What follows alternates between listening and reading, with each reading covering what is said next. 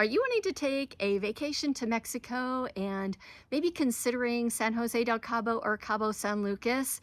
Then you're going to want to stick around for this video. I'm going to be sharing with you some of the things you can do in the area. And if you've not been here before and you're wondering, should you book a hotel in Cabo San Lucas or should you book a hotel in San Jose del Cabo?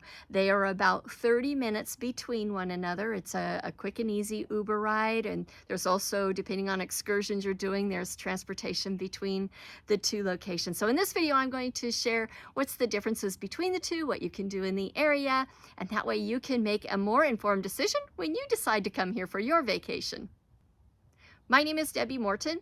Right now, I am staying at Upaya Retreat Center, and it is located like halfway in between both of them. So I am here in Mexico for a month. I am a nomad. I am, for the most part, traveling around, living out of timeshares, but my timeshare here in the area was not available this month. I came for a mastermind retreat here at this retreat center, Upaya Retreat Center, and then I found out there was going to be another retreat happening a little later, like 2 weeks later. So rather than going back to my hotel and coming back here, I made arrangements with the owner. So right now I am here by myself at the retreat in between two different a mastermind and a retreat that I was attending, and it's awesome. I am glamping. I'll put a picture of my tent and where I'm sleeping. I have my own private bathroom with a shower. I have a kitchen area that I have a stove and a refrigerator, and the weather is spectacular. And so I'm truly enjoying my time here at this retreat, whereas I usually will stay in San Jose del Cabo. I am widowed. My husband and I came here, gosh, every few months, probably for the last 8 years, and so I'm pretty familiar with the area. And we always stayed in San Jose del Cabo, but we would often do excursions or we would go into Cabo San Lucas for the day. So here's the differences between them. And by the way, if you're getting value from this and you'd like to follow me in my journeys, I talk about grief, I talk about my travels and where I'm traveling to. I am a home-based business owner. I talk about that as well. I invite you to be part of my community. Just hit that subscribe button, like this video, and leave any comments or questions below. I do review them. Here's the differences between the two towns. San Jose del Cabo, and by the way, you would fly into the same airport. It's just at a junction in the road, whether you go one direction or the other. San Jose del Cabo is a smaller village, and there's lots of restaurants and shops. There's a village square with a chapel that you can go through. People are super friendly. It's very safe.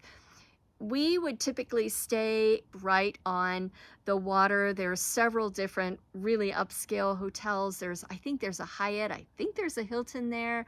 And then there's Cabo Azul, Vedanta. The water isn't that great for swimming. It's pretty rough waves coming in.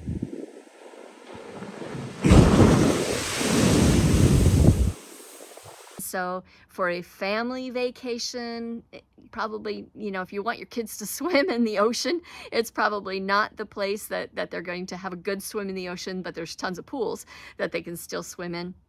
But San Jose del Cabo is a more relaxed village type of thing. They do have a really cool thing on Thursday nights through the winter months when it's cooler, and that is the art walk. And people come from all around to see the art displayed and for sale by local artists, different crafts that they make. There's bands. It's just a great vibe, a great energy, and it's getting so crowded. Like, I've been coming here for 8 years, and I was there last Thursday, and it was the most crowded I have ever seen it. So if you do want to have dinner and do the art walk, make sure you make reservations at whatever restaurant you're going to be eating. I now come here by myself. I feel very safe walking around San Jose del Cabo by myself, right across the street from most of the resorts on the water. There's a strip that has several restaurants where you can eat. There's some different places you can get a massage for a very reasonable price.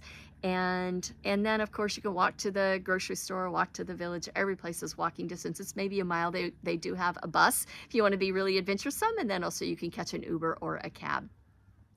Now let's talk about Cabo San Lucas. Cabo San Lucas is right on the marina. There's a lot more stuff going on. If you want to rent a boat, go out on the water, do a sunset cruise, go scuba diving, all of that happens out of Cabo San Lucas. The marina area is surrounded with restaurants and shops and lots of vendors selling things and lots of timeshare people trying to get you to sign up for timeshare. So if you're walking around the marina, expect to be approached by people wanting to sell you something. They have jewelry, they have clothing, cigars, timeshare present, you name it, and they're going to be approaching you. So it's a much more busy vibe in and around the marina area, but it's also more of a party place. So if you like live bands, you like dancing, you like nightclubs, the night scene in Cabo San Lucas is much more active than it is in San Jose del Cabo. You can find some live bands, but it's not like a whole street of restaurants playing music and dancing and stuff like that. So if you do like lots of activity, you want everything really close, you like the party atmosphere, you like to stay up late dancing to live bands, then Cabo San Lucas is probably a better place for you. And they do have more beaches and beach access where you can go swimming, and the waves and the what do they call them? Riptides. The riptides aren't as strong. So that's kind of the difference between the two. My preference is I do like San Jose del Cabo because I like that quiet village feel. And then when I want to enjoy, all the hoopla and fun and activities of the marina, I can take an Uber in there and enjoy that.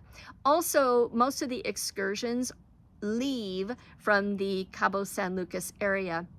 Cabo Adventures is like the main like excursion type company, and from the marina area, and you can, if you book an excursion and you're staying in San Jose del Cabo, they will pick you up and transport you in. But if you're already in Cabo San Lucas, then Cabo Adventures is there. You can go camel riding, and I'm going to put some pictures up there. You can go ride camels. You can do, I think there's horseback riding, there's scuba diving, there's sunset sails. We've done sunset sails out of the marina.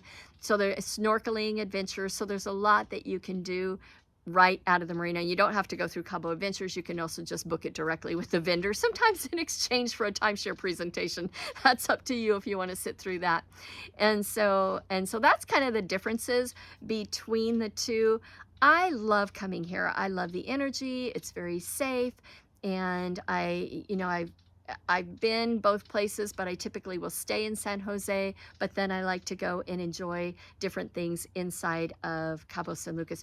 There's also a park here called Wild Canyon. I'm going to do a whole separate video on Wild Canyon. By the way, I'm also going to do a whole separate video on the Upaya Retreat Center as well. So if you want to see some of these other videos about what's to do here in the area, be sure you hit that subscribe button and like this video. And again, if you have any additional things if you've been to the area and you have any additional things that you would like to comment on, some favorite places that you've been to here in the area, put them in the comments so anyone watching this video can see some things that you've enjoyed and what some of your favorite attractions are.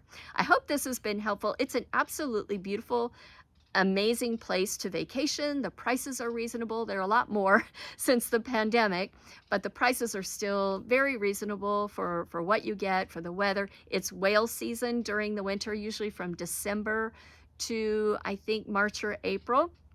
And if you are staying in some of the resorts that are facing the water, you can watch the whales breaching. You can watch the blow spouts of the whales. You can also do whale excursions out of the marina, and they'll put like a sonar under, I think it's a sonar or a microphone under the water. You can listen to the whales. So it's an amazing place. Tons to do for families, for all ages, and I can't wait to hear your experience here or some of your favorite places to visit here. Maybe I'll get to visit them next time I'm here.